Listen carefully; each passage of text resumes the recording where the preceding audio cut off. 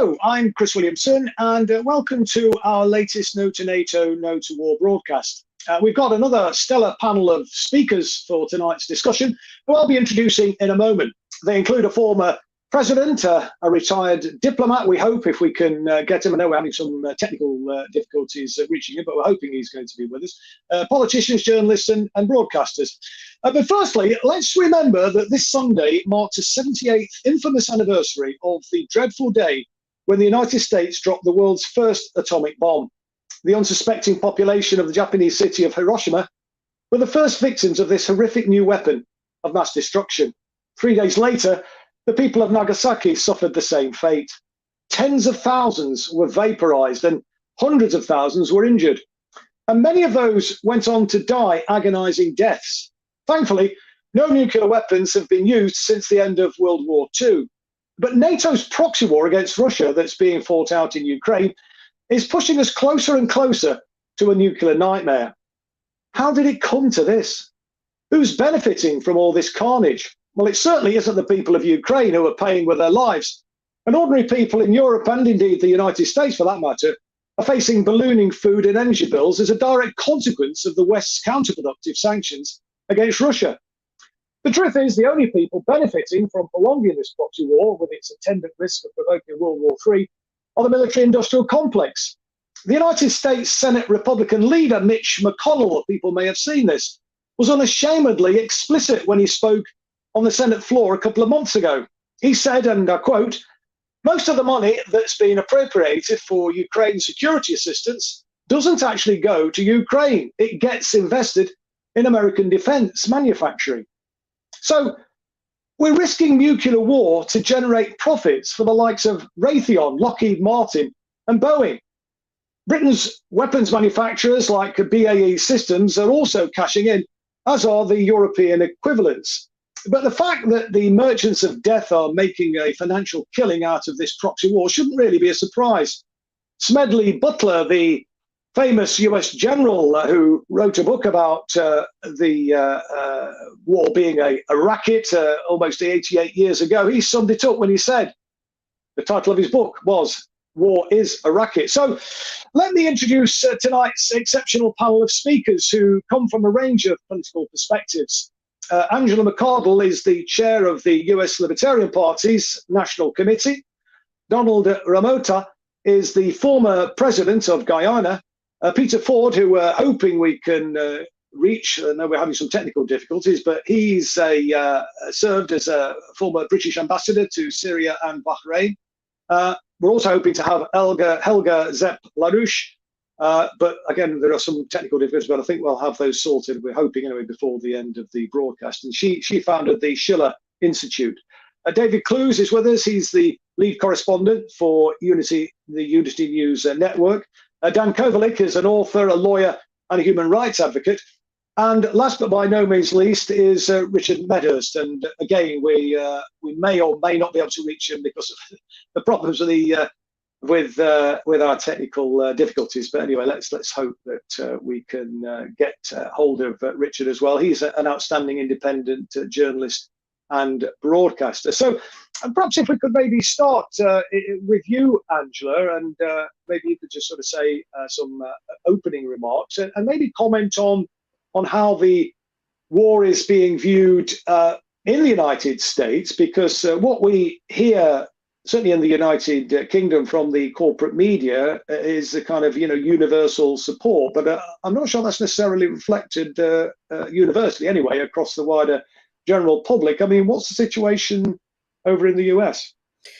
In the United States, it's really a mix. For example, I had the most painful conversation yesterday with a former United States congressman who could not bring himself to admit that the US played any sort of role in this war. And he was opposed to working together to oppose the war. He was highly critical of the rallies we've had and the work that we're doing to work with people on the left. I will work with communists to oppose nuclear war. I think it's one of the most important issues in existence. But there are a lot of people who are absolutely opposed to the war if for nothing else, at least for economic reasons, a lot of people are starting to become more sensitive to the issue. They see the carnage. Social media has made it much easier to connect with people in other places in the world and really see the humanity in each other. And if we can't see the humanity in each other, we can't see human beings on the other side of this war. That's a real problem. Is it war that forces us to confront humanity sort of head on with all of its flaws and wonders and vulnerabilities? I worry that some of us actively choose to reject it because we've taken on this sort of anti-human sentiment. And I'm not sure where that comes from, but it does make me nervous. I'd like to think that the specter of war is enough to scare us straight. I don't want to be at war. A lot of other people here do not want to be at war. We don't want blood in our streets, so we wouldn't want that anywhere else. And I think about the Russian and Ukrainian soldiers who were conscripted into the war and who have prejudices and may hate each other, and how all of that melts away maybe when you're faced with live combat, and then you really wonder, what are we doing here? But in spite of all of that, I think a lot of people are waking up to the dangers of American empire and globalist expansion through organizations like NATO and the UN, maybe quite frankly. Um, and I think that it's really important for us to push for peace and de-escalation every chance we get. In politics, obviously, but also in culture, in education, and in our families, because I think it really starts at home. And the cost of war is just too great. And I'd say as we remember the people who died in Japan this weekend at that horrible incident, I think we should work to make sure that those war crimes and tragedies of that level like never happen again, because I don't want to see it in my lifetime. No, indeed. And Angela, I mean, are there any events planned to commemorate the 78th anniversary of that awful day when the first atomic weapon was dropped on Hiroshima? Yeah, absolutely. There is a rally that's planned in New York City at the UN building, and it's called Humanity for Peace, and that's going to be taking place very soon, this Sunday afternoon. Excellent, excellent. Well, let me bring in Donald Ramota now. We're absolutely delighted to have you with us this evening, Your Excellency. I wonder if you might sort of comment on the situation as you see it, because what we hear in the Western corporate media is that the international community is fully behind NATO's proxy war in Ukraine, but their definition of the international community is only a relatively small proportion of the world's population. So what's the situation like in Guyana? And from your perspective, I mean, how do you see this war playing out? First of all, thanks for having me on.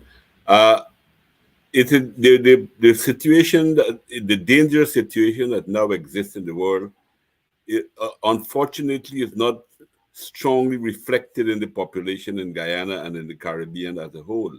I think that has got to do with the source of our information, which we get here, is most people get fundamentally from the mainstream media in the United States and so forth. And as a result of that, there is not a very high level of consciousness as to the dangers that we face. I would say, frankly, that the dangers far outpace the consciousness that exists in our society.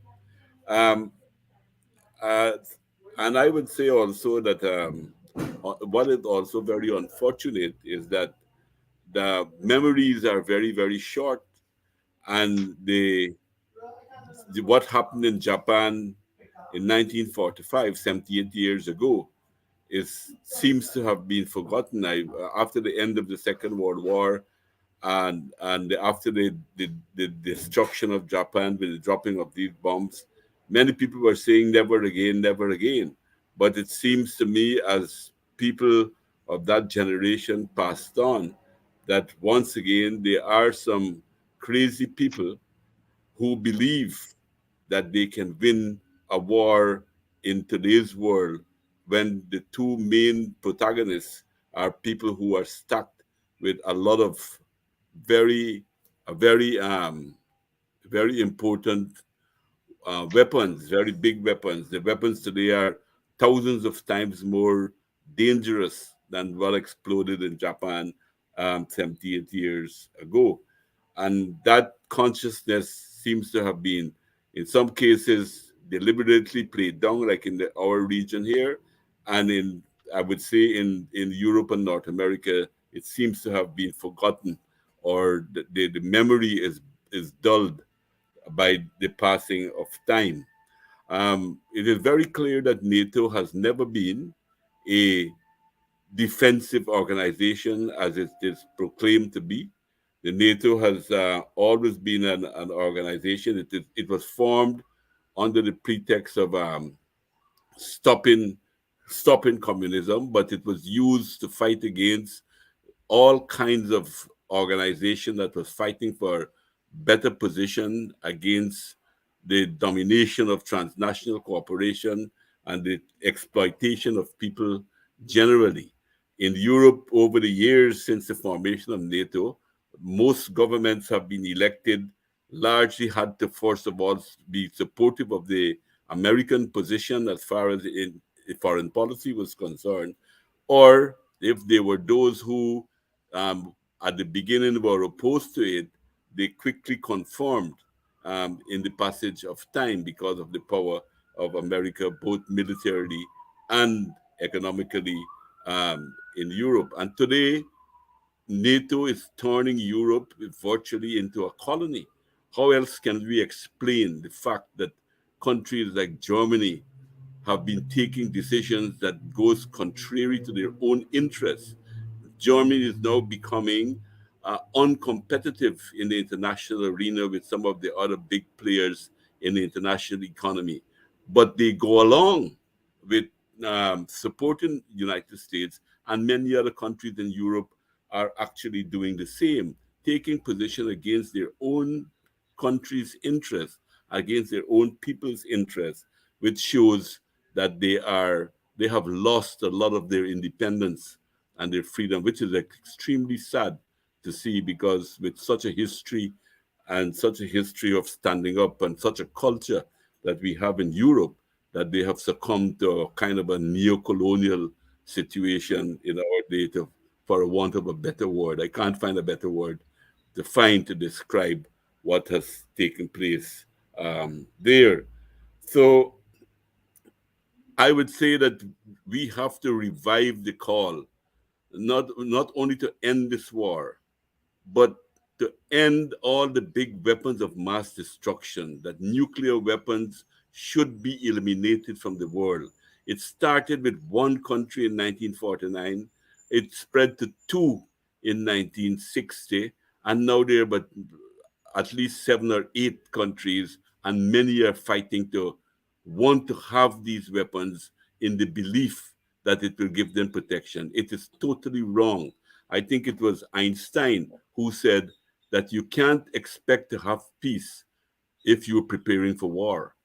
And in today's times, to me, that idea has become more potent, to think about what is happening now in Europe, what can happen, because we were at the brink in such a dangerous situation, and we just are now hoping that nuclear weapons are not used. And that is, to my mind, part of the tragedy, that we all live on this planet, big or small countries, large or weak or large economies. We all live on on this continent, on the world, and the vast majority of people do not want war. They want peace. They want an end to war. Does not serve people's interests. Look at the misery that it's causing, even at local levels. But we have no say in what is going on, and that is why I'm very happy to be part of this conversation today, and to congratulate those in Europe and in North America who are taking to the streets to try to stop this, because I believe there is no shortcut, that people's involvement is becoming very, very vital to, holding the hands of those who want to use war to enrich themselves, and even to the point where they are probably willing to commit suicide by starting such a war.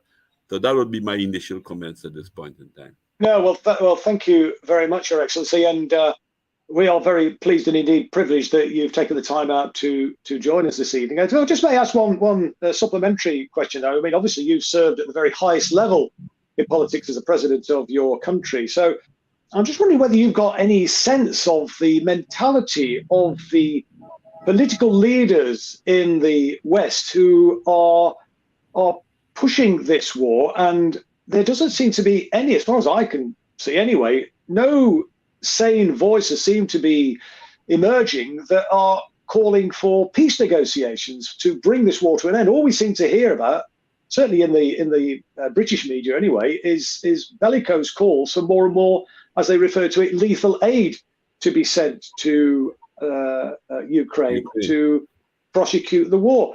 I mean, I guess you must have rubbed shoulders with some of the characters who are in the upper echelons of the decision makers within NATO. What is it that, I mean, what's driving these characters? I mean, as you say in your remarks there, it's almost as if they're wanting to commit collective suicide. I mean, do you have a sense of what's driving them? First of all, I think first there's the particularly from the side of the United States, there is very, very clear to me that there is a ego issue, probably one. The other one that's one they feel that they should dominate, that they're the biggest economy in the world, they're the biggest military in the world, that they want to dominate the world. I think that is one that exists. And in many of the other countries, particularly the more developed countries, there are some who probably have in Europe who got some of the same opinion, but I believe most of them are afraid of sanctions because for more and more the Americans have been using sanctions one way or the other to push people in line, government in line, and many people are afraid of being faced with sanctions. I think this is a new situation that has happened with Russia, the sanctions that they put on Russia. Russia seems to be the first country who has been able to stand up to some of the pressures and some of the hardship, to avoid many of the hardship that a lot of these sanctions cause to people. Look at what is happening in Cuba, what is happening in Venezuela, what is probably happening in Nicaragua. Many of these countries that have been victims of economic sanctions have not been able to stand up the way Russia has. This is the first time that a country seems to be successfully standing up against the massive sanctions that have been thrown against it. So I believe many leaders are afraid of facing that type of struggle, and recognizing at many times it will create a lot of hardship in their own country and possibly end up in them losing government. And that is one of the things that I think is a part of the problem. Well, thank you for that insight. I wonder if our technical people have managed to reach either Peter Ford or Helga Zapt-Larouche. Are either of those on the... hang on, I'll have to look because I can't see without my glasses. Have we got Peter there? Yes, you do. Excellent, here. Peter. Because very good, Peter. We were concerned because I think there were some technical difficulties reaching you. So I'm delighted you've managed to join us. Obviously, Peter, I mean, you just heard me speaking there to Donald Ramota and obviously his role as in a very senior level as president of his country. You served in a very senior position in the British diplomatic service, and will have obviously then had experience of working with ministers and people in the upper echelons of government. How do you read the situation? Because as Donald was saying there, it seems as if some of these, well, not some, all of them seem to be moving towards a situation where they're happy to commit collective suicide. It's astonishing that we're in this situation. There don't seem to be any sane voices being heard in the policy-making rooms of the NATO countries. What's your take on the situation, Peter? Well, I think there are a mix of factors involved here. First of all, there's just classic traditional British jingoism. We are world champions telling ourselves how wonderful we are and how the rest of the world looks to us for lessons, and we love to lay down the law. We're British, that's what we do. And our brand of British imperialism is the best in the world. So that's the straightforward jingoism, and the country is in the middle of a fever of jingoism, possibly more noticeable in this country than most other countries in the West, at least in the United States. There is something of a debate. Here there is absolutely none, which is always a suspicious sign in a democracy. When everybody agrees, clearly something is wrong. And secondly, there is self-delusion. I call it RDS, Russia Derangement Syndrome, closely linked to CDS, China Derangement Syndrome.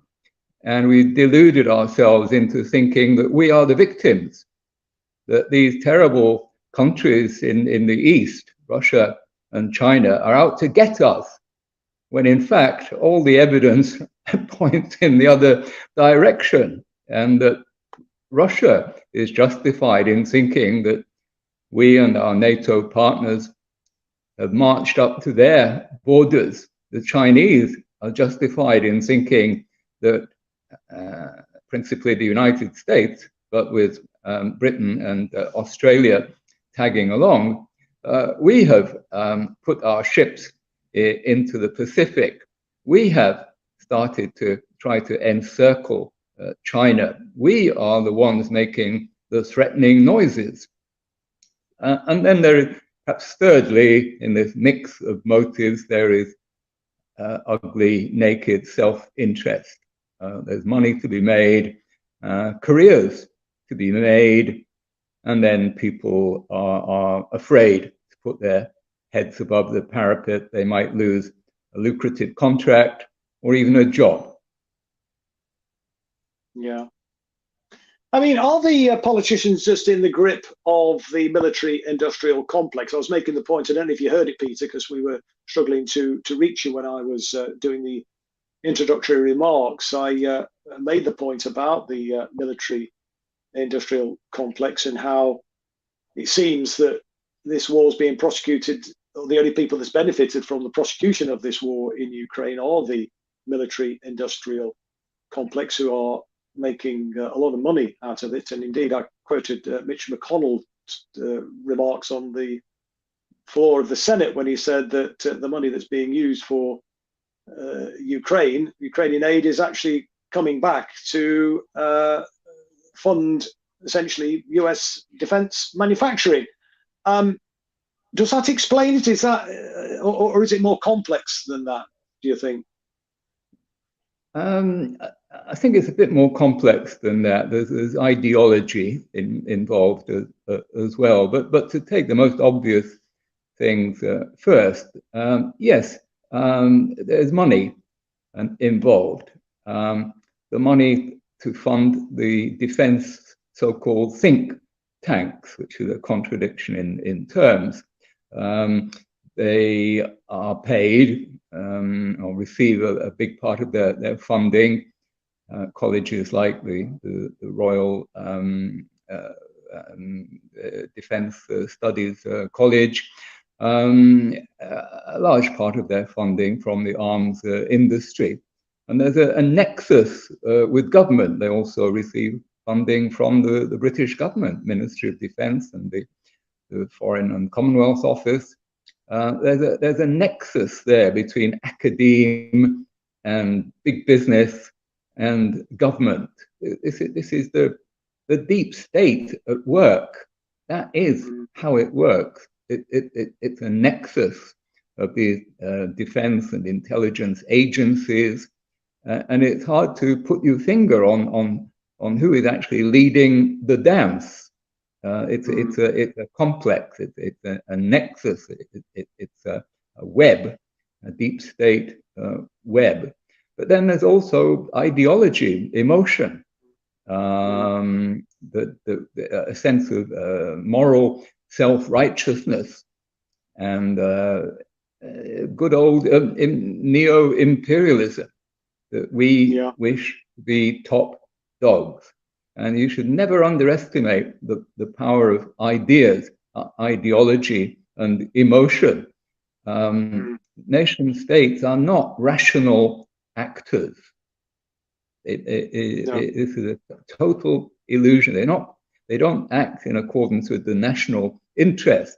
Our national interest would dictate pursuit of peace and trade and prosperity. The pursuit of war and aggression is not in the national interest. In your experience, Peter, how, just before I move on to Helga, how responsive do you think the powers that be are to public opinion? Obviously, what we are trying to do, as you know, in No2NATO, is build a movement in opposition to NATO and opposition to war. I mean, are the policymakers, in your experience, the people in Whitehall, are they responsive to that kind of public opinion? What's your thoughts? Well, in the current circumstances, they have absolutely nothing to be concerned about, because we are such a tiny minority. As you know, we can only deliver pin pricks at the moment in this country anyway. America is a different case. And salvation may in the end come from across the pond. But here governments, this particular conservative government sees political advantage in a bellicose policy. It's the one issue where nobody's really criticizing them, or if they're criticizing them, it's for not doing enough to get involved in fighting Russia. So there's naked political self-interest involved as well. Well, thanks for that. Let me move on now. If we've sorted the technical problems we were experiencing at the beginning in reaching Helga, is Helga with us or not? Somebody's coming up on my Yes, Helga. Helga. Hi. I'm delighted you're been able to join us. Lovely to meet you, albeit in this virtual sense. But I don't know if you heard the introduction, but I was, setting out the backcloth really to where we are as we approach the 78th anniversary of the awful dropping of the first atomic bomb on Hiroshima in Japan at the end of, or towards the end of the Second World War. And Donald, in his contribution, was talking about the sort of European politicians who are seemingly enthralled to the United States of America. And I'm thinking in particular, and you're based in Germany, aren't you? How the sanctions have impacted. I mean, they've impacted across Europe, and certainly we're feeling the effects in terms of how they've blown back on the European population. We're certainly feeling it here, but I would imagine you're feeling even more acutely, aren't you, in Germany with the impact on the economy there. What's your take on why German political leaders seem to be so in awe of the US and seemingly unwilling to push back against the sanctions and against a war, which Germany is much closer to than the United States of America. It's a curious state of affairs, isn't it? Well, first of all, thank you for inviting me. I think that the particular case of Germany is probably the worst of all of them, because right now, what we are experiencing with the present government being a complete vessel of the US, and I hate to say also your government, which has a big role in this, we are losing everything what generations were building after the Second World War out of the rubble field. I mean, Germany is being deindustrialized right now. The population, is, some people just are indifferent and they believe the mainstream media, which has a very tight control over the narrative of what is going on. But I would say that a growing majority of the people are completely desperate. They just feel helpless. You know, 22% are now, according to the polls, going to the alternative for Germany. But I would say at least 40, 50 more percent are absolutely desperate. You scratch on the surface and the people are, they're almost crying. They say everything is falling apart. Nothing works anymore. And I predict, you know, that we are going to see an explosion in Germany, because you cannot do this, what you are doing to this country right now.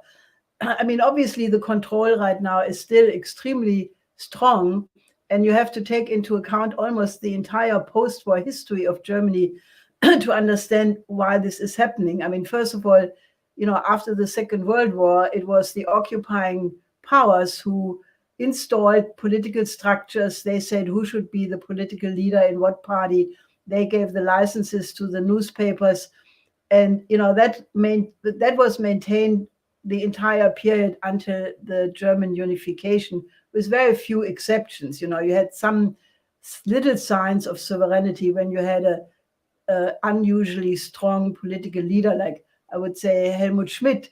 He was standing up in certain ways, or Schröder. He did not go with the Iraq war. But most of the other politicians were very carefully selected by the Anglo-American occupying powers.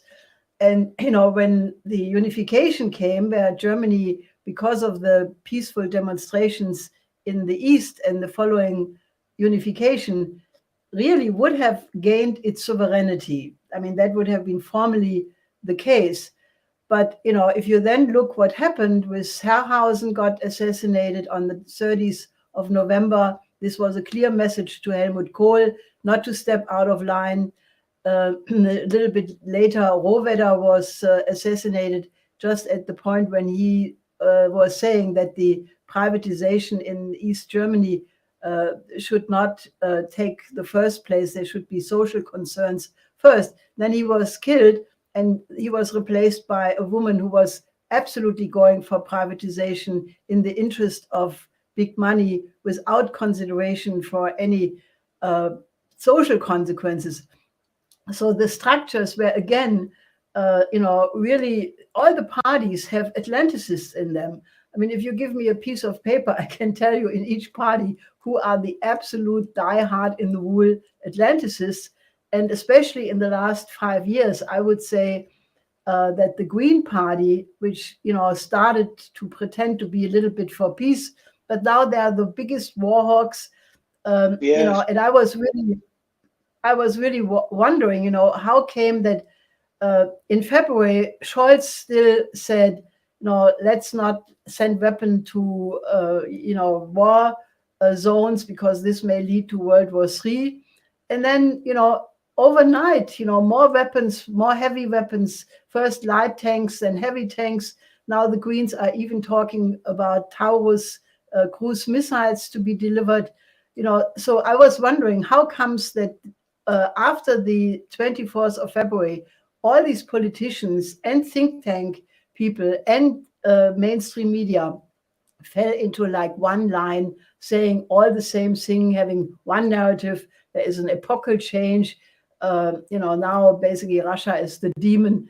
And you could not even say that there is a history which was before 24th of February. In Germany, it's as bad as now, that you can get heavy money fines if you say that history started maybe on the 22nd of February, or even the 20th of, you know, I mean, there are people threatened with jail if they say this. So I think we are going in the direction of a dictatorship. And, you know, the role of the Greens in preparing this infiltration, I would say, you know, of all the institutions, all the think tanks, is really something one should investigate very much, because this is, I'm really very upset, because Germany is about to go crash against the wall, with war, without war, because what is happening right now is a complete deindustrialization of Germany, and that will have a huge impact on all of Europe.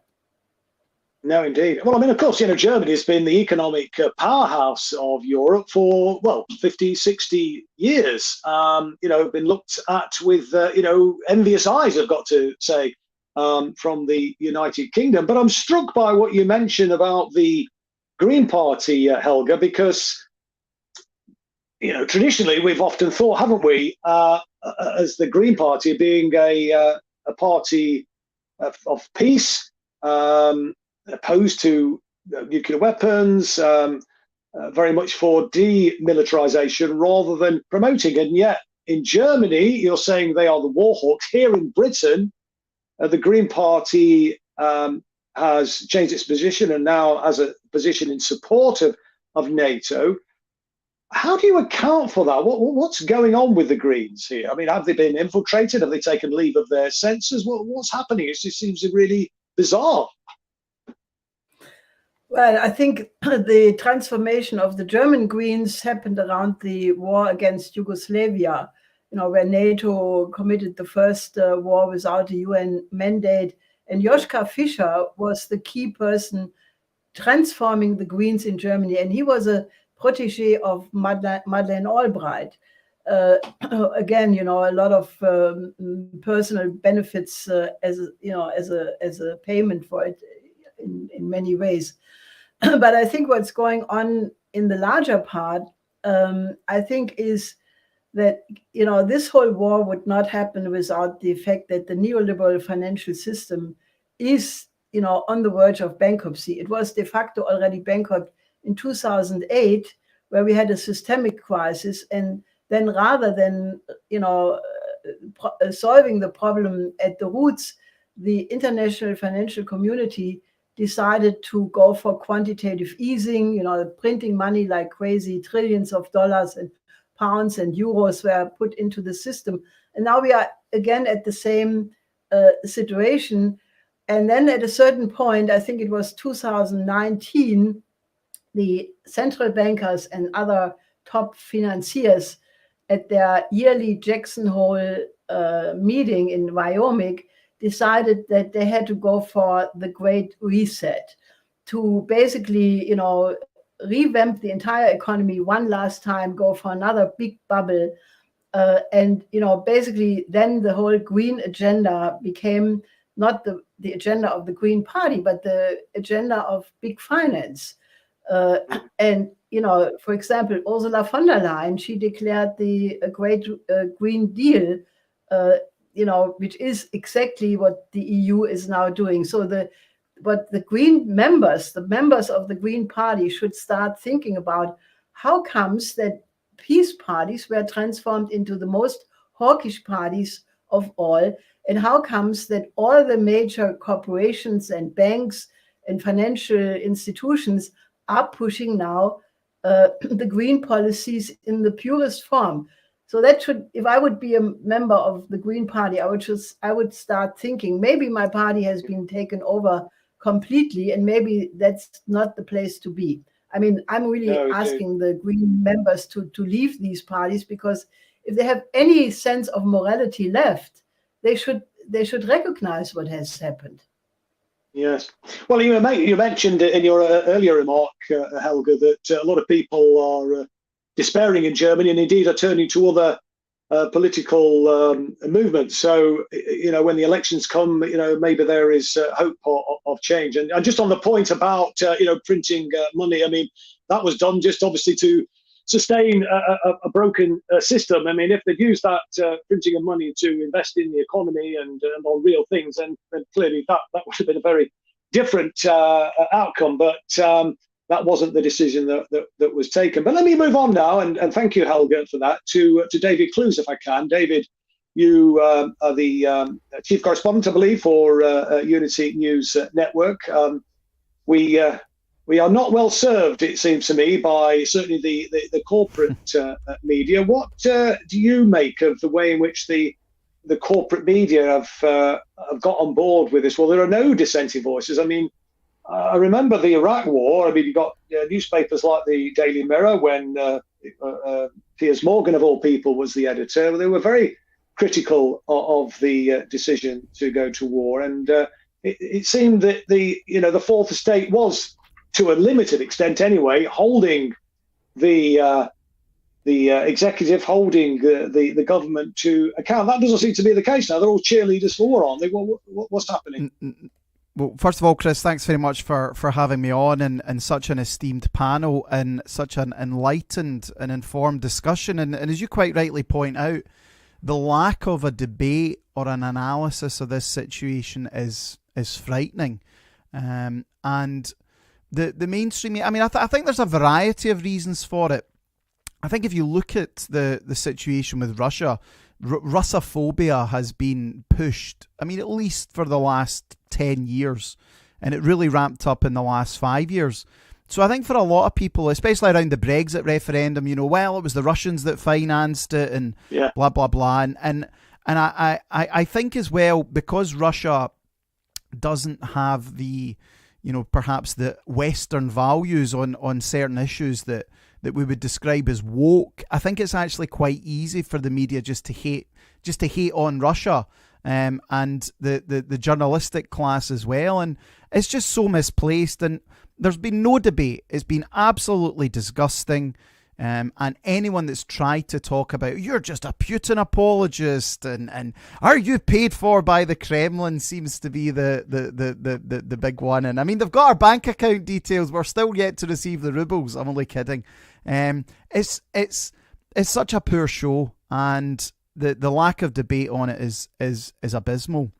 And even as well, like, people don't even talk about this. I mean, as much as it was a long time ago, people had a debate about World War II. In the 1930s, there was a lot of different opinions, a lot of different sides, a lot of arguments.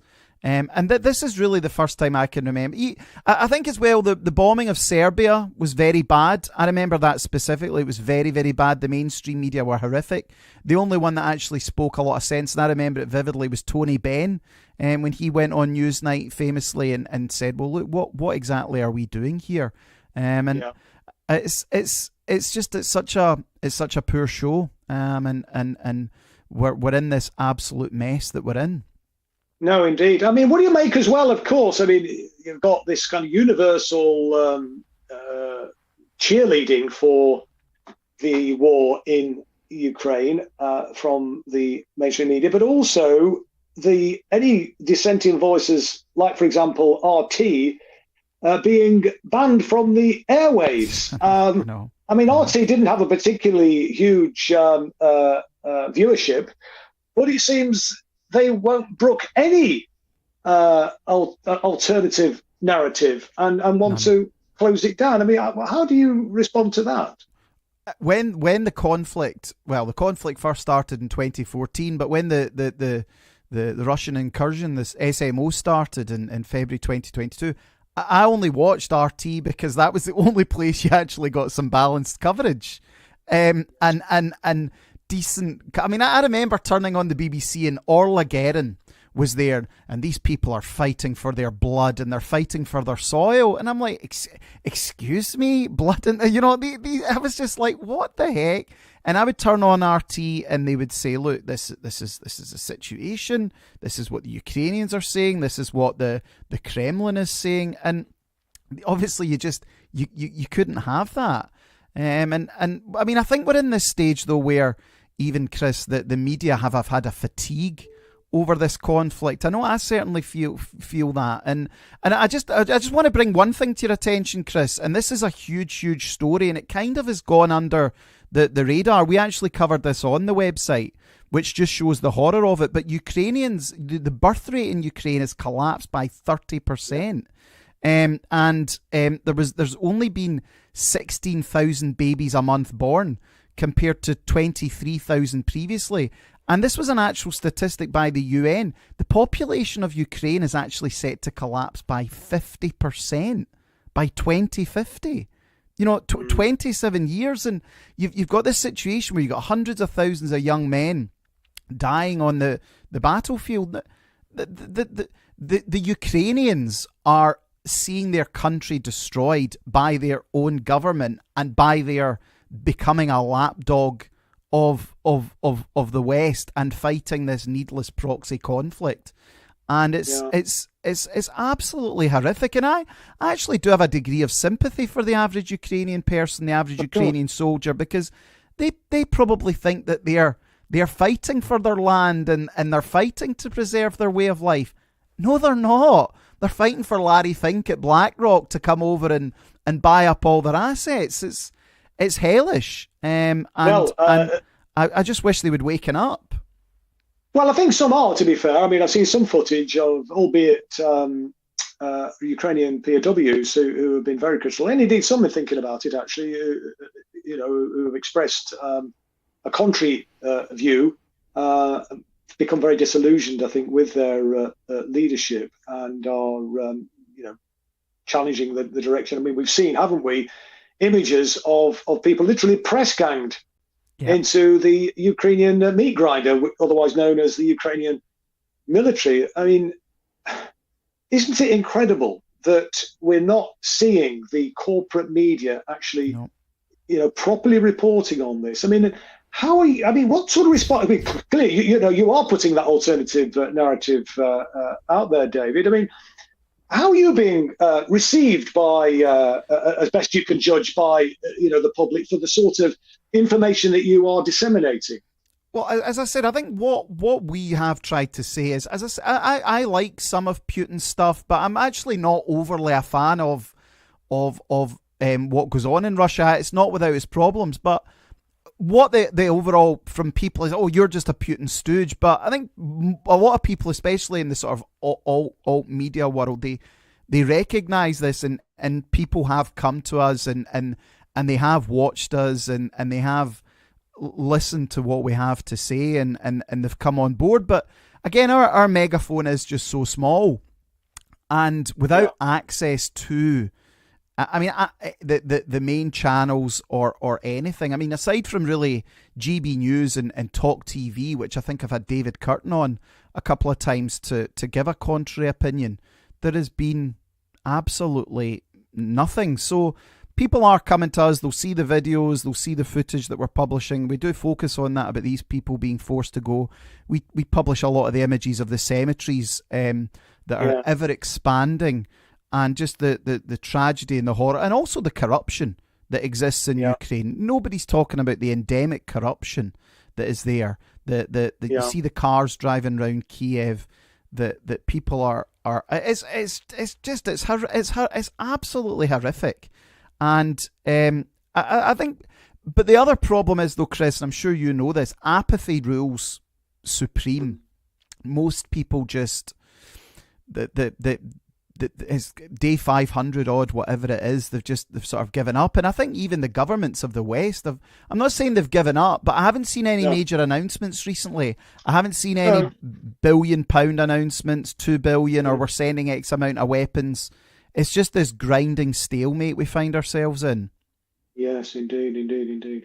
I was amused actually by your reference to the Kremlin Gold. It took me back to my days as a hunt saboteur in the 1970s. It's such a lazy put down accusation which is thrown against anybody who is railing against the establishment. And I remember the hunting fraternity used to regularly accuse the hunt saboteurs of receiving Kremlin Gold. I mean, would that it were the case. I mean, it's such a ridiculous, nonsensical, lazy argument to put forward. And it's just amusing to see that it's still actually being used to this day. But look, don't underestimate, your influence and the influence of the independent media and social media, because they are important channels for us, important platforms, and we're getting, I think, increasingly to a larger number of people. I think people are beginning to wake up, because regrettably the mainstream media doesn't have the giants like John Pilger amongst their number anymore. I mean, John himself, Pilger, who is still broadcasting, but he's been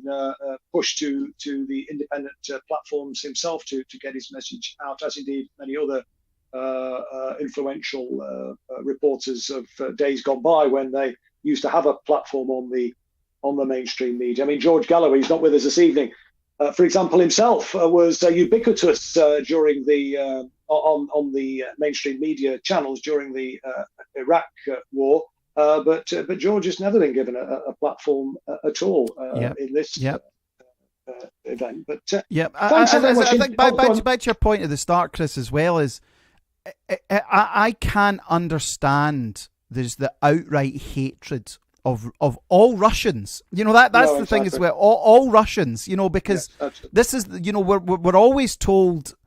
Say when there's a terror attack or something. Well, not all people are, and everyone gets that. But yet with this one, it's all Russians are bad. The entire Russian Yes. regime is bad.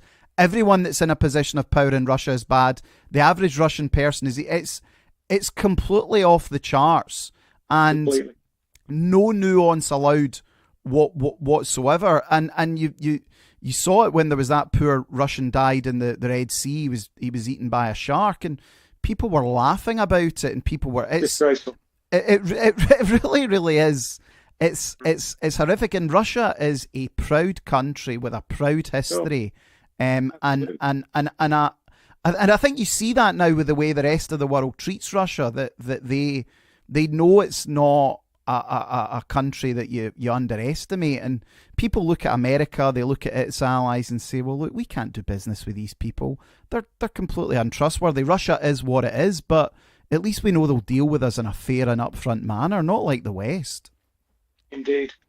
Well, let me move on. Thank you for that, David. Let me move on to Dan, if I can. Dan Kovalik, if we can get him up on the screen. Dan, hi. Thanks for joining us this evening. I really appreciate you being on with us tonight to give us the benefit of your thoughts. I don't know if you heard Peter Ford, the former British diplomat, saying that salvation may come from the United States of America. Are we reliant upon a re-election of Donald Trump or possibly Robert F. Kennedy to the presidency to bring this war to an end, do you think, or not? Well, it's a great question. You know, I think that regardless of who's elected, the people of this country need to make their voices clear, need to build a peace movement that's going to hold our leaders' feet to the fire. I mean, that's really what's critical. We haven't seen a peace movement, a robust peace movement in the United States since 2003 when the Iraq War began. And we need to recapture that spirit again. Yes, no, absolutely. I mean, isn't it curious? I mean, how do you read the kind of political situation then in the United States when you've got somebody like, Donald Trump seems to be the best hope for peace, or maybe Robert Kennedy as well from the other side of the political spectrum. But I mean, this seems very odd given the history of politics in the US. I mean, how do you see it? Yeah, it is very odd. Yeah, no, what you're seeing is correct. First of all, I'll just, in the interest of full disclosure, I am supporting Bobby Kennedy for president. I do have a lot of hope in him, though I think it's going to be a challenge for him, of course, to be elected. In terms of Trump, you're right. He's saying he could solve the Ukraine crisis in a day, and it's probably true. And it is interesting that Republicans. The polls clearly show Republicans are more against the war in Ukraine by a large margin than the Democratic base. And this is a switch, right? At least the base of the Democratic Party has tended to be more dovish, right, than Republicans. And there has been this switch. And I think, there's probably a lot of reasons for that. I think a big reason is Obama-Biden, that essentially I think Obama primed liberals to embrace war again, is the truth of it. They looked the other way when he, helped lead the NATO bombing of Libya, which was an abomination, which just destroyed that country. He was Mr. Drone, right? He launched more bombings in drones, I think, than any president in history. And the Democrats just decided they would be okay with that, and they got used to that. And Biden is similar. Look at, again, with his support for the conflict in Ukraine, for his provocation of this war in Ukraine, the liberals have just jumped on the bandwagon. And again, the polls show 81% of Democrats support the war in Ukraine, whereas amongst Republicans, that number is like 51% of Republicans. So that's an incredible difference. And so that's what we're dealing with politically in the United States. having to turn those numbers around amongst liberals and amongst Democrats. I do hope that win, lose, or draw, the Kennedy's campaign as a Democrat will at least raise this issue, will create debate on this issue, and hopefully peel some of those Democrats away from war. Yeah. How optimistic are you, Dan, that things can shift in the United States then? Well, I would say, it's the old line, intellectually I'm a pessimist, but my heart is optimistic. I mean, obviously, we have to keep hope alive, or we wouldn't be on this program. We wouldn't do what we do, right? No. I think I've always tried to believe that Americans at heart are decent people. I think that is true. I think a lot of times when they support the wrong things like war, it's out of ignorance. And I think, of course, the ignorance around Ukraine has been imposed from above. I've never seen a more effective and insidious propaganda campaign than I have around Ukraine, where the papers have just scoffed at the idea that somehow this war was provoked, have tried to convince people that this war began last year when all of us on this call know it started in 2014. By the way, I've been to the Donbass twice in the last 8 months and have seen and witnessed the fact that this war has affected these people now for 9 years and counting. That the media has scoffed at the idea that there's neo-Nazis fighting for Ukraine, when again, that's very clear and evident. And in fact, even the New York Times kind of had to wring its hands a couple months ago at all the people with Nazi insignia fighting for Ukraine, and what a bad they did. Was. Absolutely. Yeah. Well, it was difficult to get a photograph of a Ukrainian soldier without some sort of Nazi regalia, either a tattoo or some emblem on their uniform. It was astonishing.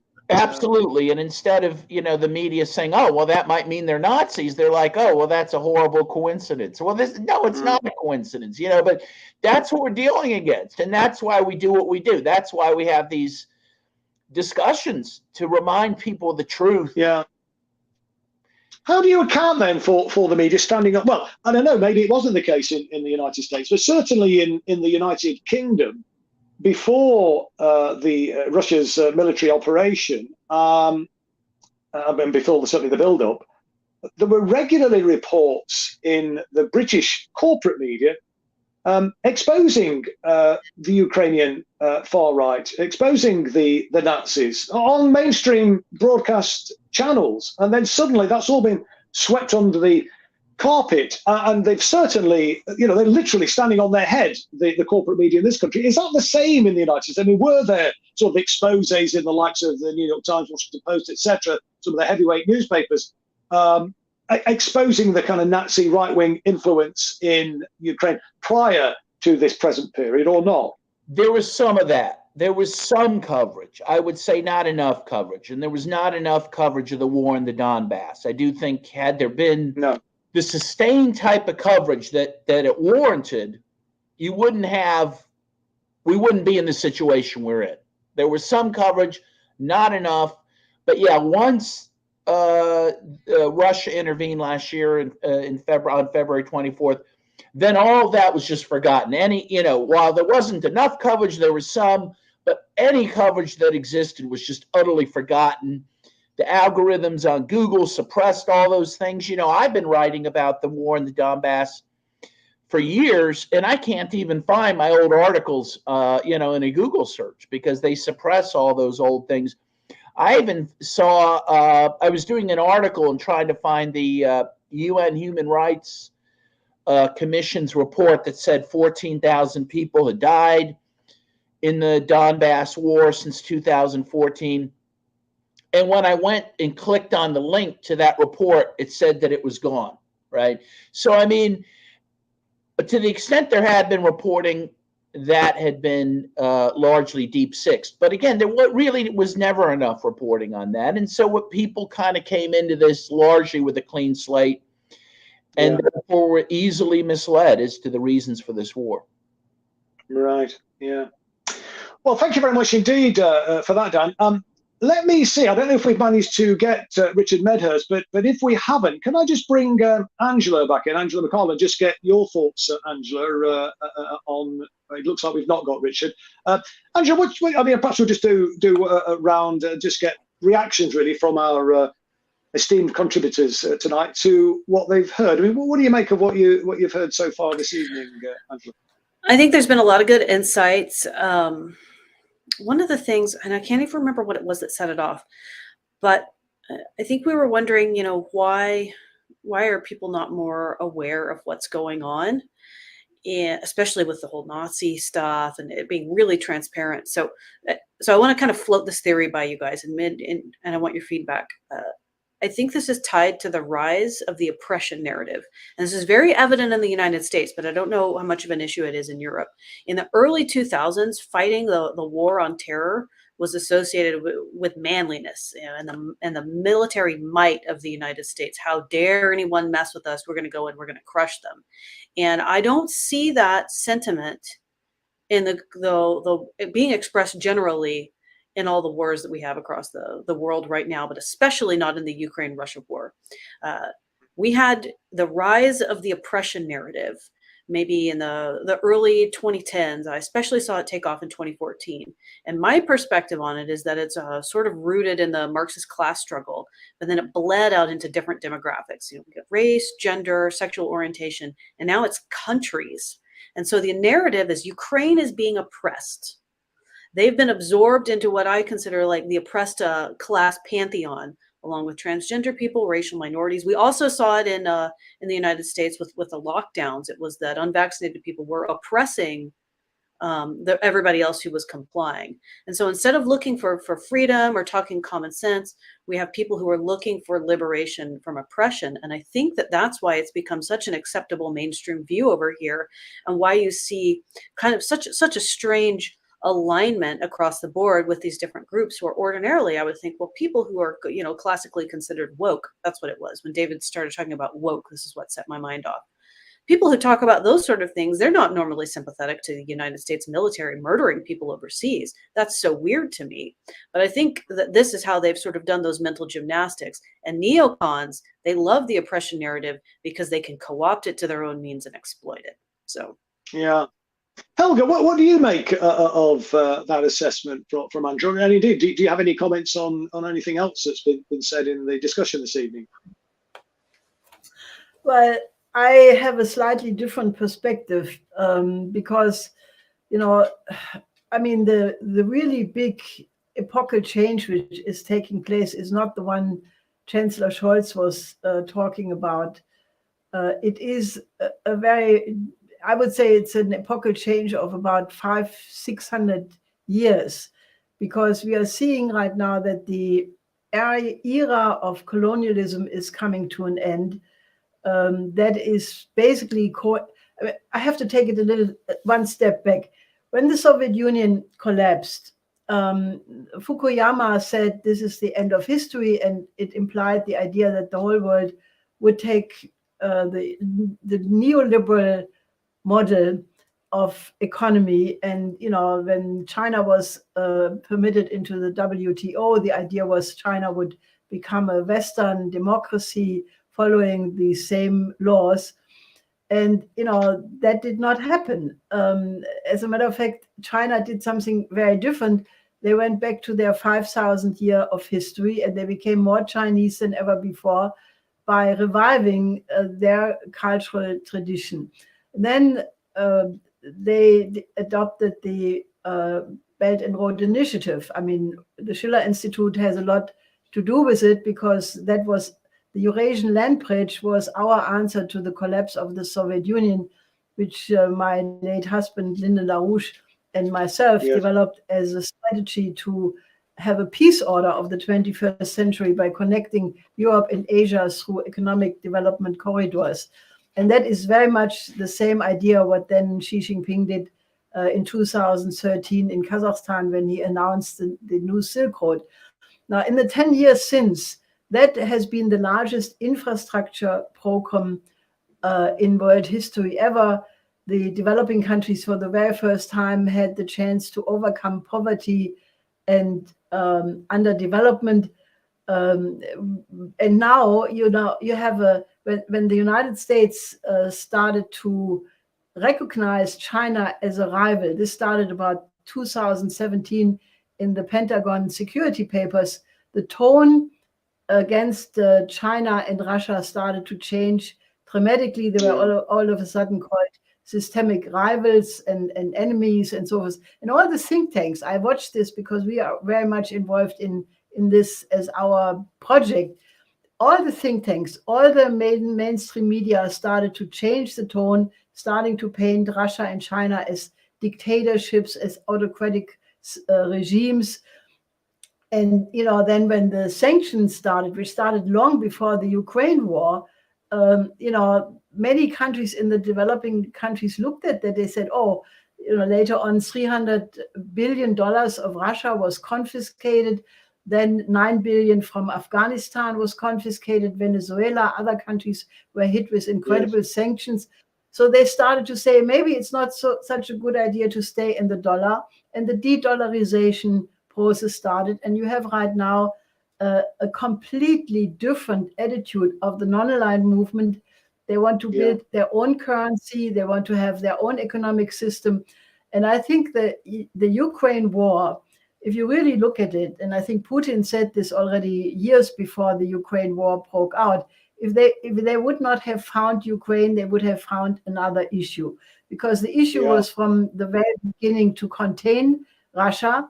When Yeltsin went along to, basically fulfill the plans of the Western oligarchs to sell out Russia as an industrial power and reduce it to a raw material exporting third world country, they had no problem with Russia.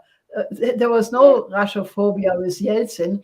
But when Putin came in and he started to very carefully and, with difficulties, because these oligarchs were vested interest and not so easy to deal with, when he started to re-establish or try to re-establish Russia as a global player, they went absolutely bananas. Obama said Russia is only a regional player, and this was regarded as a big insight in Russia. So in the meantime, the rise of China continued. China has made an economic miracle which is unprecedented in all of history. They lifted 850 million people out of poverty, and they eradicated severe poverty by the end of 2020. And that has been watched by Africa, Latin America, other Asian countries, and then China offering win-win joint cooperation. So right now, the majority of the global South does not join with the West in condemning Russia.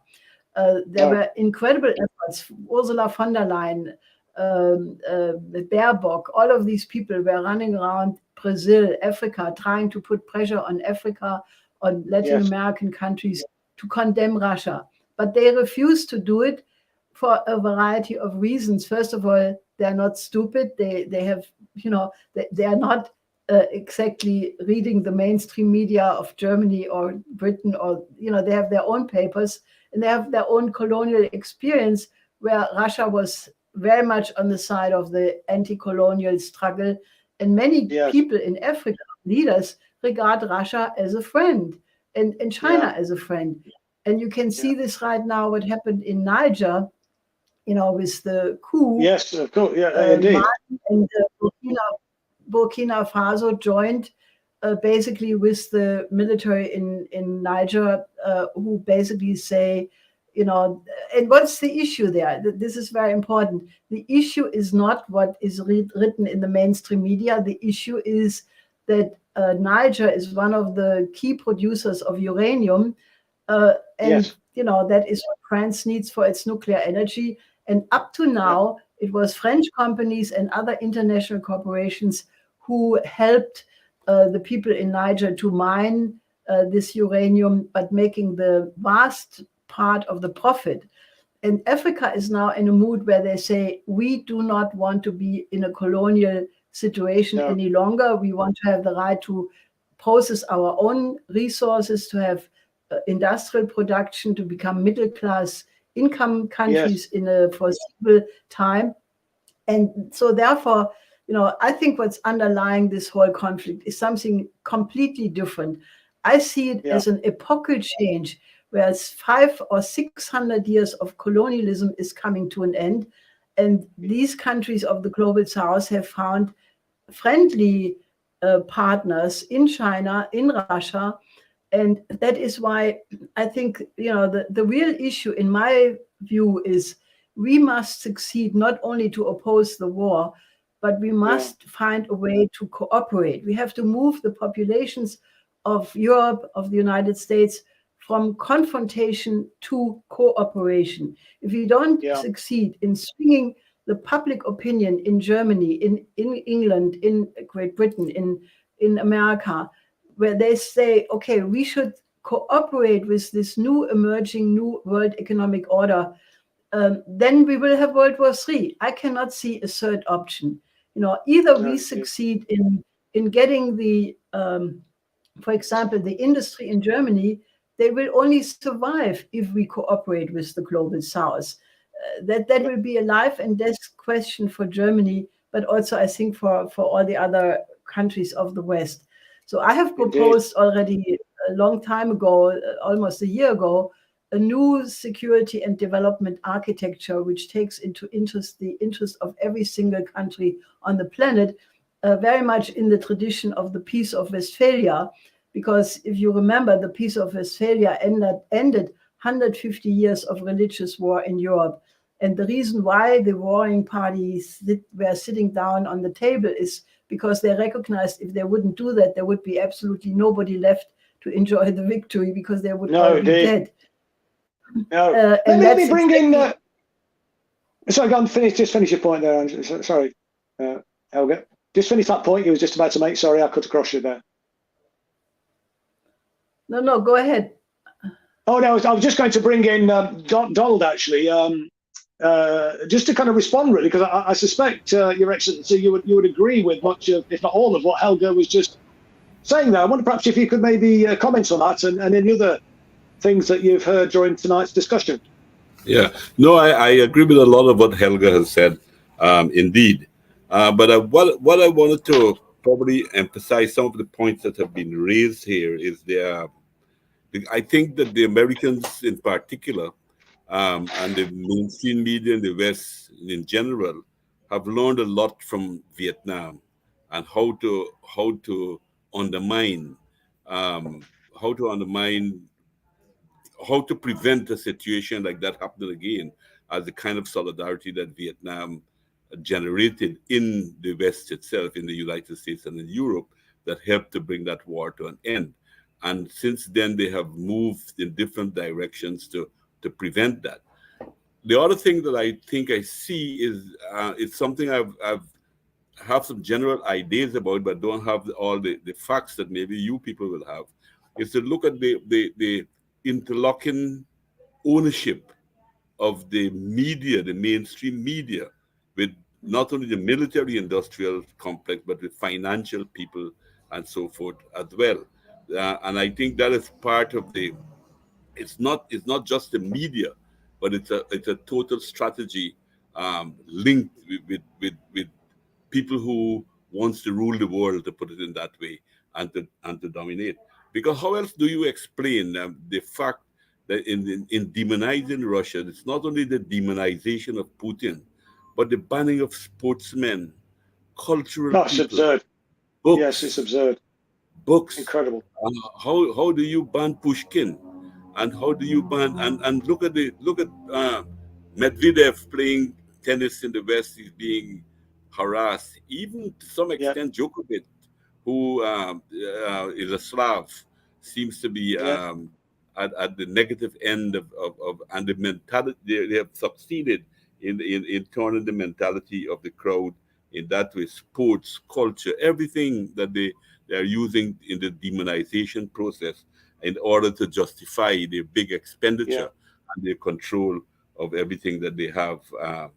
There was another point that was made that I've seen that Putin made comments of, and maybe we should try to see if we can flesh that out to see the facts. He was mentioning one of the reasons that he used for stopping the grain deal that was there. That he was saying that it was benefiting the big corporations, and some names like BlackRock came about of buying up a lot of Ukrainian lands, agricultural lands, and so forth.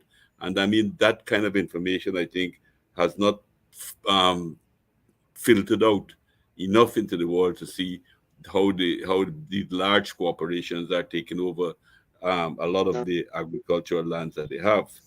And in the media too itself, there's a lot of fantastic analysis that sometimes I get from looking at YouTube, like Jeffrey Sachs or Yes, or very good.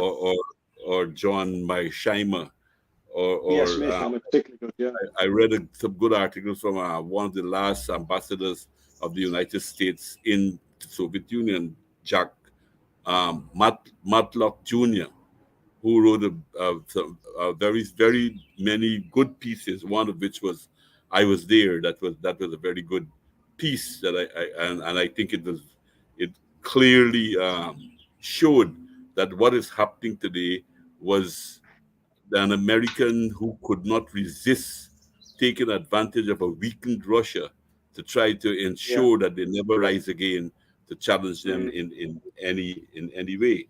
Um, and just a general comment of a general interest, because it's something I've been following and listening to the talk about what is happening with the Greens in Germany and so forth. I mean, one, it's horrible to think that they call themselves Greens, and I have not heard a word of criticism and condemnation about the blowing up of the Nord Stream 2 pipeline, which is probably one of the worst type of ecological disaster, man-made ecological disaster that exists. So a lot of the talk, therefore, that these people, knowing that climate change is real, but they're willing to keep quiet and to, in a way, to encourage that type of action if it will hurt your enemies. That is what they, even though it means that it can have such a big impact on the rest of the world. And in the international politics today, I believe the question of left and right is getting very, very blurred, in my view. Because I found myself a long time ago. I mean, I wasn't surprised when Tucker Carlson was removed from Fox News, because I found myself for a while agreeing with a lot of what Tucker Carlson was saying on Fox News. And he was supposed to be in a big right wing, but he is more, he seems to be more realistic than many of the people who talk on the left, who seems to be forgetting. I know that historically, people on the left normally look at class issues among other issues and so forth. But now they have abandoned all of that, and it seems to me that LGBTQ and all of that seems to be the biggest thing for the left, and class and workers' interests seems to have taken a back seat in identity politics has trumped class politics, it seems. Yeah, that's for sure. Yeah. So, but as Helga said, it coming to the end of her presentation, something I agree with. I think in all of these negatives, there is emerging a positive, that an alternative is developing because of the overuse of sanctions and overuse of the dollar and so forth, is now creating a possibility where there seems to be emerging an alternative direction, and China's win-win type of foreign policy and economic relations with other countries is gaining in grounds in all the countries. People are not easily being swayed away from China, although there's a lot of pressure being put on governments not to have that kind of relationship with them. So I would say the positive that is coming out is that there seems to be emerging an alternative. But the fear, to my mind, is how do we act as fast as possible to prevent this thing from deteriorating even further. It is clear that Ukraine has lost the war, and now it looks to me, I mean, from the distance that I am, it looks to me as if there is an attempt to push Poland to fill the gap that Ukraine seems to be losing out at this point in time. So that would be my question. Thanks. Well, thank you very much indeed, Your Excellency, for your insight. It's very, very valuable, and we again appreciate you taking the time out to join us this evening. And I'm sure our viewers will have benefited very much from hearing your words of wisdom. But Peter Ford, if I may bring Peter back in for some concluding comments, and I don't know whether Peter you would want to comment, if Peter's still with us, on what Donald has just said about the insidious influence of corporations and so on. Is Peter with us, or have we lost him? I don't think we've got Peter. Let me perhaps then bring in David Clues back then, if David's still with us. Is David with us? Yeah, I'm here, Chris. Yeah, David. I mean, what's your thoughts then on that in relation to the insidious influence of corporations that Donald was just referring to there, and the possibility indeed of Poland being sort of pushed into this disaster? It's interesting because I have a very strong link with Poland. The my mother of my child, she's Polish, and my wife as well, and she's actually right on the border with Belarus, and it's hysterical in Poland the way they've behaved over this. They've just completely lost the plot. Although I did notice recently that there was a bit of an argy-bargy because one of them asked for the Ukrainians to be a wee bit more grateful for the support they've given. But as I said, the Polish government have just completely lost the plot. I don't know what they're playing at. They've got far more in common with Belarus and Russia than they do with the NATO alliance. They're very, very similar people. Maybe it's a bit more like family falling out, but you look at that situation, and if there is talk of Poland going in, taking Western Ukraine, absolute insanity. And it's interesting in Poland because, of course, they like to blame Russia for communism, but it was actually Polish people that were in charge at the time, and their mindset's just it's all over the place on that. And I really, really struggle. And I was thinking that the great points that Donald was making, and also Helga, and I was thinking about this a lot. The reason we're in this mess is because NATO should have ceased to exist in 1991. There was no need. There was no need for NATO after the fall of the Soviet Union. And then what was done to Russia in the early 90s was horrific. The country was raped. The people, the humiliation that they went through in the 90s, and yet here we are. And Helga, I thought, made some excellent points there as well. And it's interesting. Donald was talking about that, but Tucker Carlson as well. Is if you believe the mainstream media, you're a far left anti-Semitic extremist, and I'm a far right conspiracy theorist. When in reality, people like you and I, Donald, Helga, we're actually able to have a nuanced and adult debate about this, and it's a really low form of politics that people just resort to war to solve their problems or conflict. People should be able to. You'd think in 2023 people would be able to sit down and actually have a debate. And the other point as well, Donald was making about Nord Stream being blown up in Helga as well. We're being told that it's global boiling now, that climate change is out of control, but at the same time we're sending Ukraine cluster bombs, blowing up the Nord Stream pipeline, blowing up all sort. I mean, I'm sorry, is there a bit of a disconnect there between the two? And it's just cognitive dissonance, it seems, isn't it? Hypocrisy completely off the charts, Chris. And if you look at this conflict for 5 minutes, bypass what you're being told by algorithms on social media, by the MSM, you realise this thing is a farce, but it's a deadly and dangerous farce as well. No, indeed. Well, let me give, if Dan is still with us, Dan Kovalik, the last word to Dan. Is Dan still with us? Yes, I am Dan, here. Concluding comments from you, Dan, on what you've heard, and anything else you want to say before we close the discussion this evening? Yeah, I would just conclude by saying, we live in very dangerous times. Joe Biden himself recently said that we're closer to nuclear apocalypse. He used that word apocalypse than we've been since the Cuban Missile Crisis of 1962. And yet he doesn't seem to want to do anything to move us from the brink of that, which is quite scary. It used to be, at least as bad as our presidents have been, at least they saw their job as trying to protect us from the worst, from World War III and nuclear war. And yet Biden seems to be trying to rush us into that. And so I think, the work we're doing is critical. People need to hit the streets. They need to oppose the war. They need to oppose the escalation of the war.